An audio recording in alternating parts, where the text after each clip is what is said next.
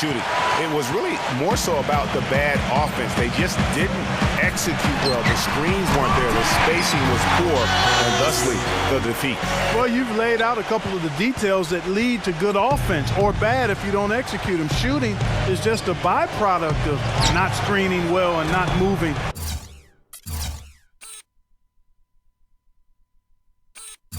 The ball or players well. They didn't execute anything on the offensive end. Man, he's got a tremendous ability to knock it down from deep. I mean, that's a big-time triple. No doubt that's a difficult shot. You're talking 3 or 4 feet beyond the arc.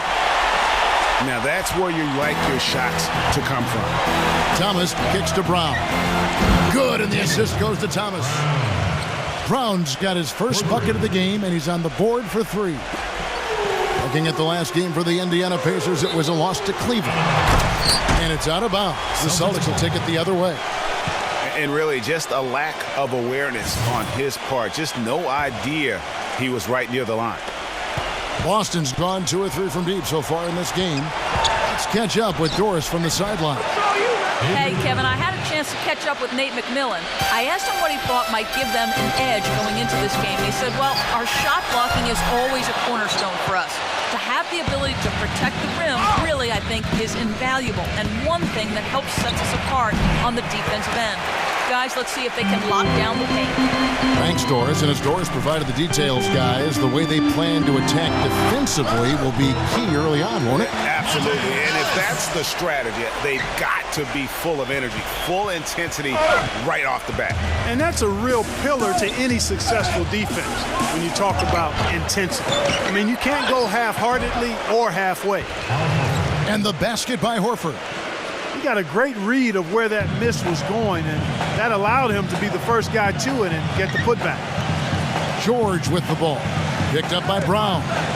Poked loose. Shot is no good. Now Boston takes it the other way. Their last encounter was in Boston. Bradley, Turner covering. Thomas. And he banks in the layup. Thomas got his first basket. I'll tell you what, the defenders didn't even get a sniff of him on that move to the hoop. And it's out of bounds. The Celtics will take it the other way. All right, now let's check out the standings in the Eastern Conference and see how the playoff race is shaping up. You take a look at the Celtics. And here in the first, approaching 3 minutes played. Off his leg, and it's whistled a kick.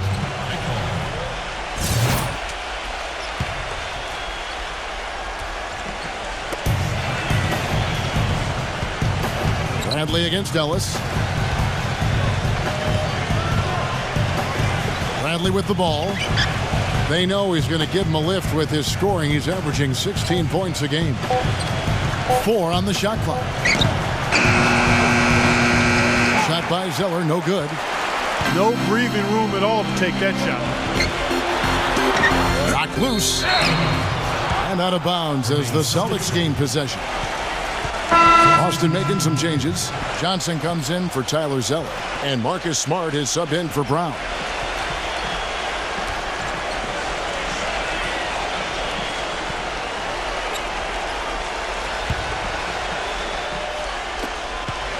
Celtics leading by 5. He kicks it to Smart. And that one comes up a bit short. Boy, that's a warm-up jumper there. I mean, when you're a pro, you can't make excuses for missing that one. All alone. Oh! A rebound by Jefferson. And honestly, not real happy with the shot selection on that one. Yeah, clearly a brain fade there. He's got to be a little smarter in his choice making. And a dunk by Horford. Boy, he threw out some punishment with that two-hand throwdown. And Clark, now's the time to do it. Continue to attack that rim. And he gets the bucket. You know, they've scored several times already here in the first quarter down low. I like that. It's like a running game in football. When you can pound the basketball inside, it also allows you to control the team's transition. And very little fight put up by the defense as he made his way to the bucket for the jam. They did seem to take the cautious approach, Greg, when it came to defending that one. You're right. And, guys, it's not the time for caution now. I mean, they've got to be aggressive and take some risks to see if they can cut that lead down. And the foul on Monte Ellis. That's his first foul.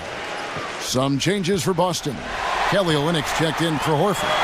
Jerebko comes in for Avery Bradley. And it's Gerald Green in for Isaiah Thomas. Just no chance for the smaller defender to block that shot. He's really, really good at using his size to free himself up for those mid-range jumpers. Master at it.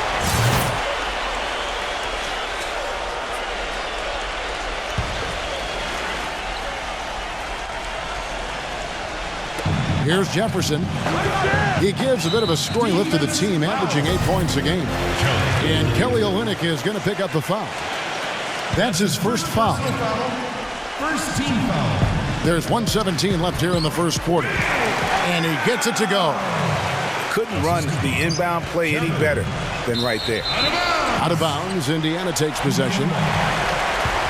And a look at the top three-point shooting small forwards this season in the NBA. Every wingman should have that shot in his arsenal, and these guys certainly do. Well, you look at Miles, dangerous player from three-point land, a great talent with a great release. I mean, these guys are all constant threats on the perimeter. Shooting the three isn't all, though, that they do, but it sure is a lot of what they do. They are your classic dual-threat small forwards. Their three-point shooting is phenomenal, but they can still slice a defense open with their ability to get inside and attack that rack. Kicks to Miles. Buries it down low. Miles has got his first points in this one. Celtics leading by 3. He feeds it to Olynyk. And a miss there on the triple. Boy, they're fortunate. Defense was taking a big chance, leaving him that wide open behind the arc. And already they've staked out a noticeable advantage in terms of aggression and controlling the backcourt. And a trend they'd love to continue right through the next 3 quarters as well, Greg. Stuckey can't get it to go. That is some tough defense there against one of the better finishers in our game. Moves back up. Rodney Stuckey pulls it in. That's one he knows he should have drained. Here's Seraphin. Up and in from the low block. Seraphin's got his second basket of the night. From deep, Green. And a closely contested grit and grind first quarter comes to a close. Celtics lead by 1. The second quarter coming up right after this break, so don't go anywhere.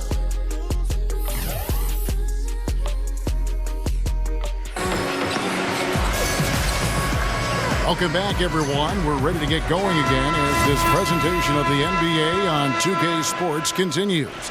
Players are topped off with Gatorade, hydrated, and ready to get going again as well.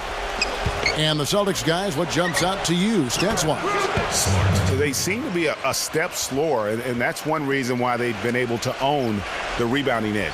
Well, the anticipation's been better. As the ball hits the rim, it's gone right to them. Solid job of them chasing it down and anticipating. And now, brought to you by Gatorade, all fueled up and ready to go. Let's reset our lineups. On the court for the Celtics, Smart is out there with Gerald Green. Then there's Jerebko. Then it's Kelly Olynyk. And it's Brown in at the small forward position. And it's out of bounds. The Celtics will take it the other way. And a chance here to look at the numbers for Paul George. 5th for free throw shooting, 13th in steals, and he sits in the top 15 in points per game. An absolute powerhouse offensively. And, you know, he's been deadly from the charity stripe. Phenomenal asset to have on your team, a dead-eye free throw shooter. Yeah, that's a tough call right there, and really a tough break for the D. Greg, no problem for me with that call. I mean, he was still sliding right there. Oh, that's a tough three-point try when you've got the defense right there. Well, he'd have to be really good to knock down a shot like that against that kind of defense. Celtics leading by 3.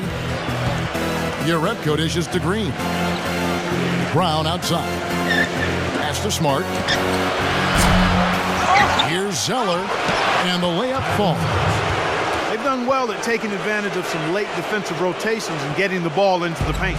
Clearly, they've been the aggressors thus far when it comes to attacking the interior in this first half. That's good. Really a good job recognizing the mismatch. Just going up for the shot with that huge height advantage on that possession. He dishes it to Urebko. Pacers with the rebound. Turner's got his third rebound tonight. Young passes to Ellis. And the shot is good. Ellis has got 7 points in the game. That finish brings me back to the old days, the silky smooth finger roll. Smart with the ball, picked up by Ellis. And there's the whistle on the shot. Took the foul, shot misses. He'll be shooting 2. Let's look at the energy stats, how the hustle game has been going for the Celtics. Well, in the first half of play, they're closing out aggressively, blocking shots, a key indicator of their activity on the defensive side. Something else they've done right so far from the get-go tonight is run. I mean, so much of their offense has come off the fast break. So the Pacers call timeout, their first of the game.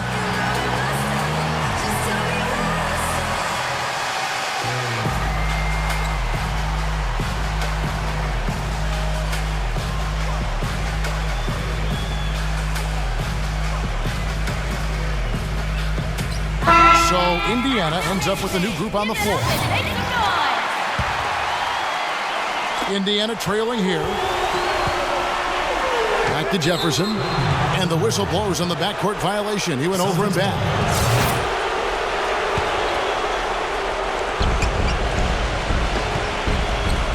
Here's Thomas.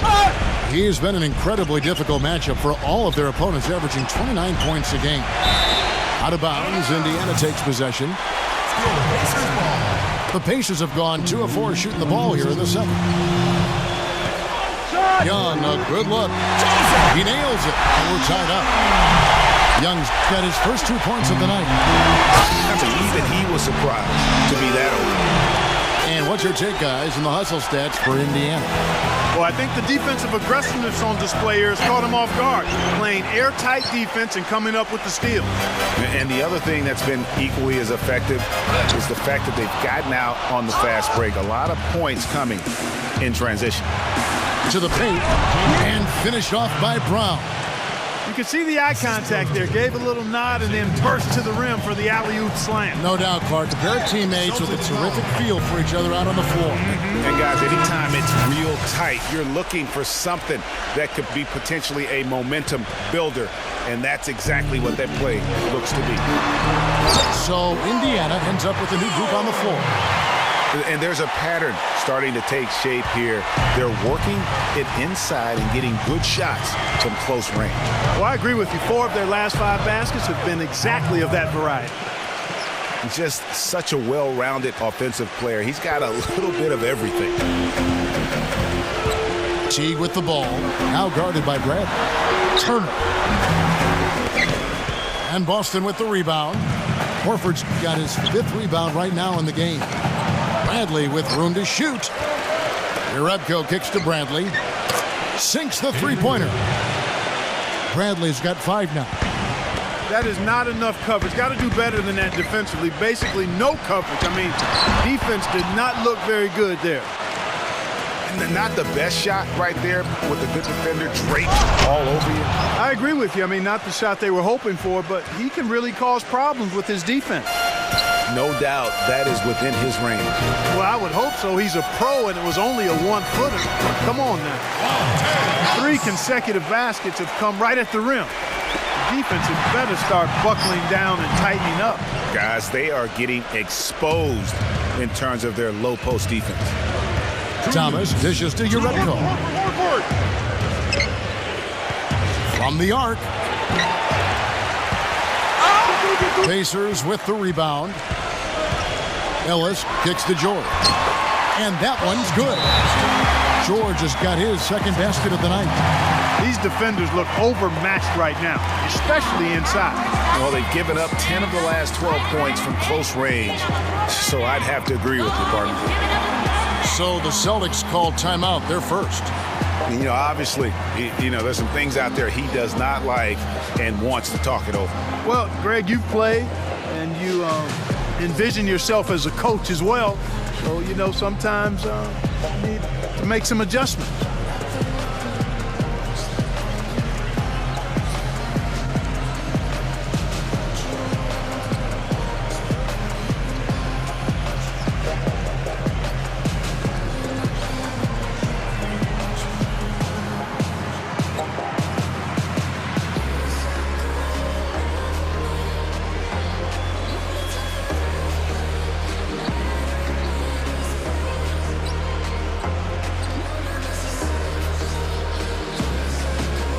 Let's see where the Pacers are, Kevin, in terms of the NBA rankings right now. Second in free throw percentage, third in three-point shooting. They're in the top third in the league in blocks. They're a team that really doesn't give many good looks. And you mentioned their free throw shooting. Not a team you can get careless with defensively. They make you pay, sealing games at the line. Amir Johnson's checked in for Boston. It took him a little while to get into the flow of this game, but now he's definitely on this stride and rhythm. Teague against Thomas. Here's Ellis. And so he earns a trip to the line. Officials saw the contact, and he'll shoot two. What I love about watching him play, Steve, is his terrific agility and body control. Even with the multiple defenders closing in, he contorts his body at angles that really give him a chance to make shots. Back to Horford. No luck. Good work defensively by Turner. No one to blame on that one but himself. When you get looks like that, you've got to take advantage. Always going up for the alley-oop here. Takes the alley-oop pass and dunks it down. Boy, the pass there floated up to the precise spot.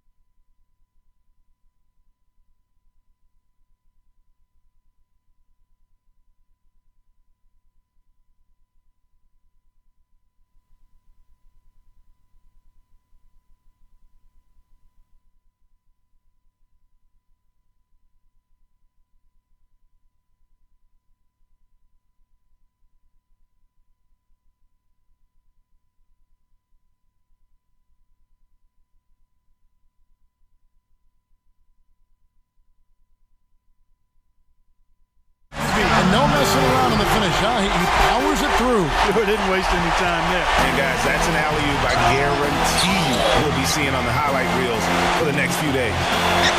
Here's Thomas. The Pacers making the shot. He passes to Urepko.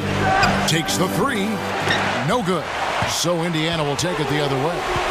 You know, he's been off his game this quarter just a bit. Hasn't been able to get a whole lot to go so far.